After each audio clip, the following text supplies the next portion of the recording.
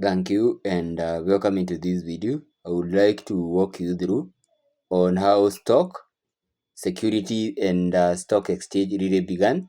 So just give you a small history regarding this, which is more insightful on what we're gonna be doing. First thing first, we need to understand the real metamorphosis of this trade. But before we get into that, we need to understand something minute which is here in our screen. You are seeing something we call share. So the first share ownership took place in 1602 under something we call under a company which was a Dutch East Indian company referred as Venendi Occidensi Company. So that is when the first ownership of share really took place. From there, this was the real metamorphosis of the trade, from where we started from risky sea voyage to shared ownership to public trading and now the modern electronic exchange. Before we notice how this stock market really came into place, we need to understand a simple problem. And that problem is the long distance trade, which needed large amount of money and carried enormous risk. You understand that this trade involved using of ship and voyage to move from one geographical region to another. So the reason why this stock market developed was because of the financing problem. That financing problem originated from merchants who needed capital to buy ships, which they are capital intensive assets. They needed cargo and supplies. So imagine this coming from one merchant. So from there, another thing which necessitated the need for stock market was the voyage could take months or years, and also it might have failed. It might have failed because of disease, storms, and also piracy or war in some region. Also, imagine a scenario where you, as one individual, you are carrying all the risk of the transportation which was taking place. Imagine if maybe a ship carrying all your stock, you own that ship, it carries your cargoes, and in some cases that ship get drowned or carried away by storms, and also it may be attacked by pirates in the sea. Imagine the loss which you could undergo. Now the merchant of that same came into conclusion that they needed a solution for this. And the solution for this was to diversify the risk. And how could they diversify the risk?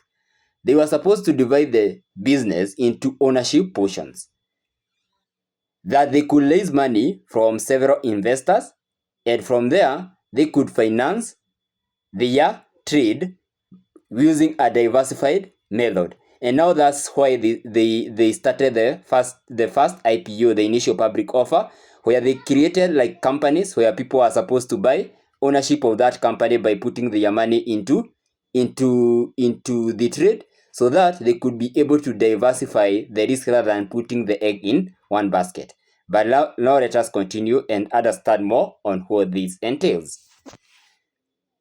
So in 1602, the Venendi Occidensi Company, which we call the Dutch East Indian Company, offered shares to the public to raise capital. This is why I said at the beginning, the first IPO really took place in 1602. That is where the first ownership was recorded. So we need to understand what was revolutionary, because this was revolutionary since it is still informed today's market.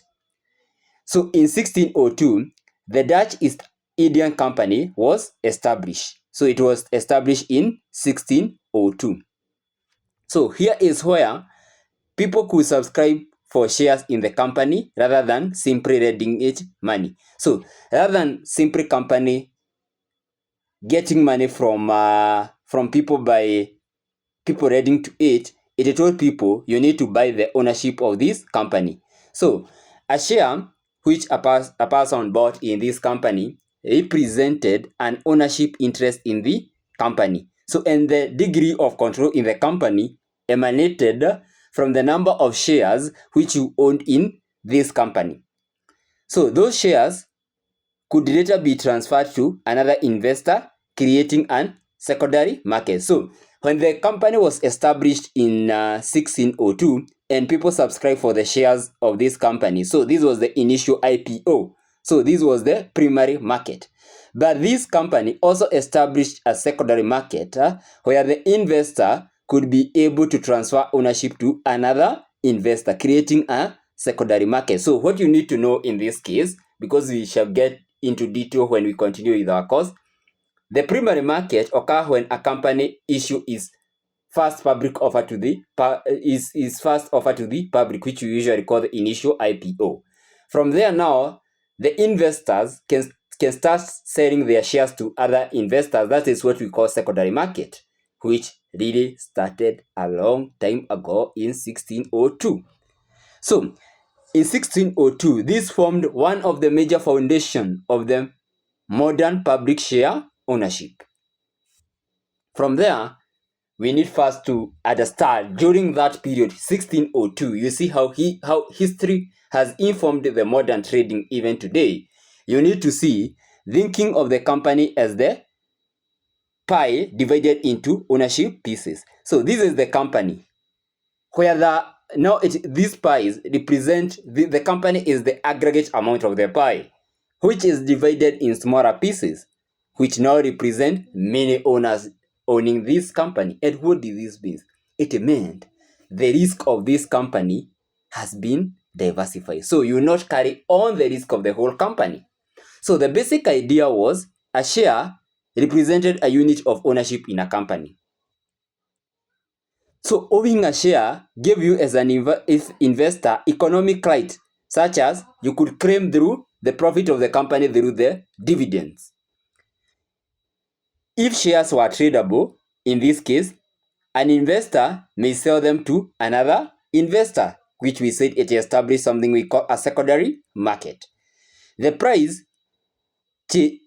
could change as buyer and seller disagreed about the value of the shares which they hold in a certain company. So as you negotiate about the value of share, maybe which you holded in the Venendi Occidense company, the Dutch East Indian company, you could negotiate and arrive into a value of the share, what we call the share valuation even today, where we need to know if a share is overvalued or undervalued. So this is not something new. It started long time ago.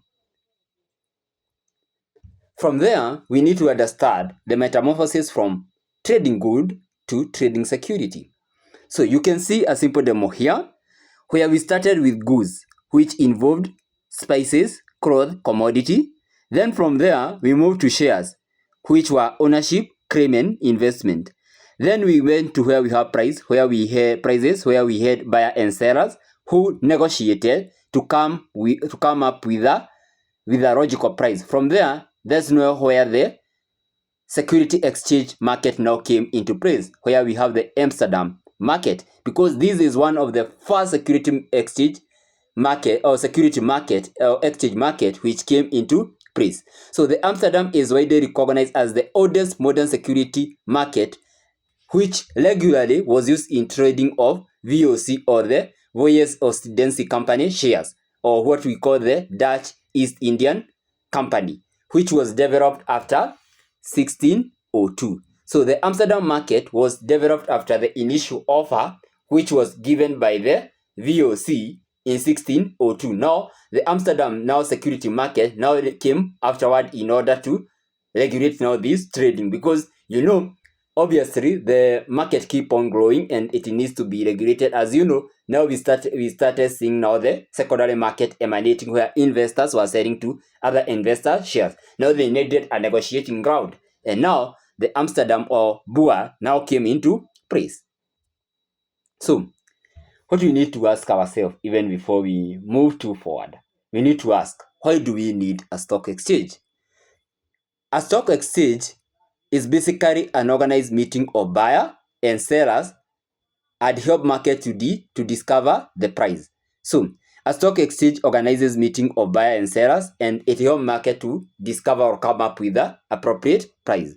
So we have the trader 1, trader 2, trader 3, trader 4, or trader 5 here. So these traders need to trade in a market. So let me hold on a call here. Need to come up with a market. So in order to bring this into context, we need to understand the exchange because the exchange because there is a marketplace. So this is why the exchange usually take place because we have a marketplace. So the marketplace usually bring on buyer and seller together. It creates a system for price to be quoted and compared. It also makes it easier for investors to buy or sell existing security. It also provides rules and procedure intended to make trading orderly. So that is the whole analogy of the stock exchange. That is where the exchange becomes the marketplace. It will bring together buyers and sellers. It will create a system for price to be quoted and compared. That is the whole, when you get into the Wall Street, that is what you see. It makes it easier for investors to buy and sell the existing security, and also provide rules and procedures intended to make trading more orderly. From there, we need to understand another aspect, which is the idea spread from Amsterdam to London to New York and to the global market. So the security exchange started in after 1602 in Amsterdam. Then it was through the VOC, or the Venendi Occidensi shares. Then it went to London through the coffee house trading. Then went to the New York through the Bretton Woods Agreement. Then went to New York Security Exchange under the formal exchange, and now the global exchange. So trading moved from physical meeting place toward organized exchange. From there, next, the rules, brokers, and standardized procedure became more important. Then now, today investors can trade across broader through electronic system. So there are three words that one need first to understand. One of them is stock. A stock is basically an ownership interest in a company. Think of it as basically owning. Security, these are tradable financial instruments such as stock or bonds. Think of them as financial freedom. So this is basically things which you usually see. The government securities, we have the TBs and T-bonds. Stock exchange is an organized marketplace where security can be traded under rules. Think of it as a marketplace. So when you hear stock exchange, think of it as a marketplace. Now we can see what is stock and how it works. So now we need, in case you need to have historical source about the origin of the stock market, you can get them in the National Archive of Netherlands, which you can be able to get this document online. You can get them at the Euronext Amsterdam, New York Stock Exchange, and the Guinness World Record. So this is where some of the material I've tried to aggregate them and make this as short as possible. So these are some of the teaching notes which I have used to try and source out the source of this trade and this market, and make it as granular as possible and simple as possible to understand why even today what informs us to continue trading in the stock market. So that, I think, is what I wanted to share with you. So in case you have any query, you can feel free to reach me at personal level using the contact in the description. So thank you for watching, and have a nice day ahead.